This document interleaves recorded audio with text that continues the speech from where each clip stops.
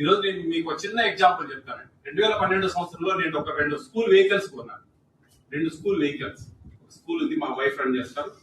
ఒక private finance లో, ఆ రోజు బ్యాంకులలో పెద్దగా రిస్ట్రిక్షన్స్ ఎక్కువగా ఉండేటివి. ఒక ప్రైవేట్ ఫైనాన్స్ లో తీసుకున్నాను. ఈ నెల 2వ తేదీ డిఓ ఇచ్చారు, వెహికల్స్ డెలివరీ ఇచ్చారు. 6వ తేదీ నుంచి ఫస్ట్ ఇన్స్టాల్మెంట్ కలెక్ట్ చేస్తాం. నేను అడిగాను, లేదండి నాకు నెక్స్ట్ మంత్ 2వ తేదీ కదా ఇన్స్టాల్మెంట్ రావాల్సింది.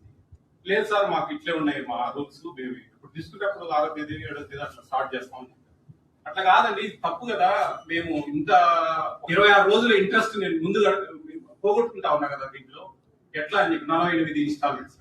సరే మంచిదే అని చెప్పేసి నేను కొంచెం మదన పడ్డాను. డబ్బులు పోయినందుకు కాదు, ఇది ఎంతమందికి ఈ విధంగా మోసం జరుగుతా ఉంది, ఎంతమంది దీంట్లో మోసపోతా ఉన్నారు అనే విషయం.